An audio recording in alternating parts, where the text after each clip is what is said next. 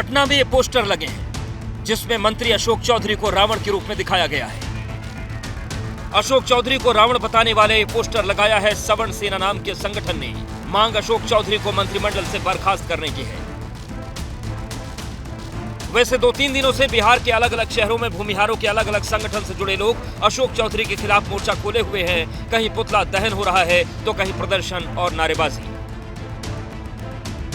असल में हुआ यह है कि पिछले हफ्ते जहानाबाद में जेडीयू की मीटिंग के दौरान बिहार के ग्रामीण कार्य मंत्री अशोक चौधरी ने स्थानीय नेता जगदीश शर्मा पर निशाना साधने के लिए भूमिहारों का जिक्र कर दिया। हम भूमिहारों को भी अच्छी तरह से जानते हैं। अब मेरा तो बेटी का ब्याह भूमिहार से हुआ है।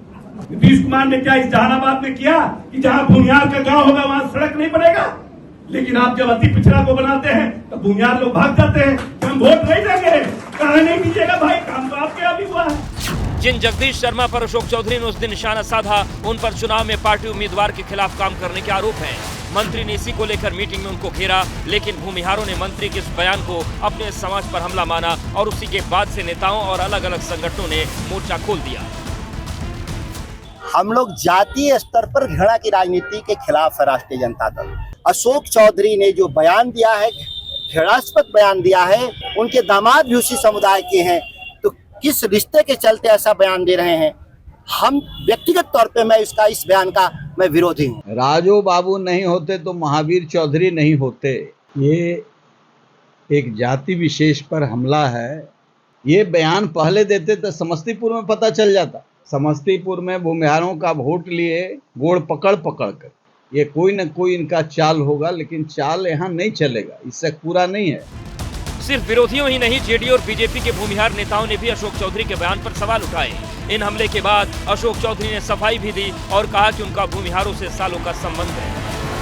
भूमिहार को हम अच्छे से जानते हैं, इसको लेकर जानते हैं, इसलिए कि भूमिहार के जो लोग हैं, मेरे पिताजी महेश बाबू और श्री बाबू के साथ, मेरे पिताजी को श्री बाबू ने पढ़ाया। मैं क्या कहा, मेरा भाव था कि हम भूमिहारों को बहुत अच्छी तरह से जानते हैं और हमने ये भी कहा कि हम अपने बेटी का ब्याह किए हैं भूमिहार में। तो ये तो हम समाज के प्रति अच्छी बात बोल रहे हैं कि बुरी बात बोल रहे हैं? बावजूद इसके उनके इस्तीफे की मांग हो रही है और आरोप जाति उन्माद फैलाने के लग रहे हैं। अशोक चौधरी जेडीयू के दलित नेता हैं, पहले कांग्रेस में रह चुके हैं। इनकी बेटी शांभवी चौधरी एलजेपी की सांसद हैं और उनकी शादी आचार्य किशोर कुणाल के बेटे सायण से हुई है, जो भूमिहार जाति से है। बावजूद इसके अशोक चौधरी के खिलाफ भूमिहार संगठन सड़क से लेकर सोशल मीडिया तक सक्रिय हैं और निशाना साध रहे हैं।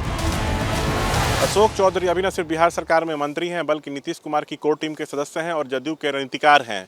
नीतीश कुमार के फैसलों में उनकी अहम भूमिका रहती है। पिछले साल ललन सिंह के साथ विवाद को लेकर चर्चा में रहे थे, कांग्रेस से राजनीति की शुरुआत की और अभी जदयू के एमएलसी हैं।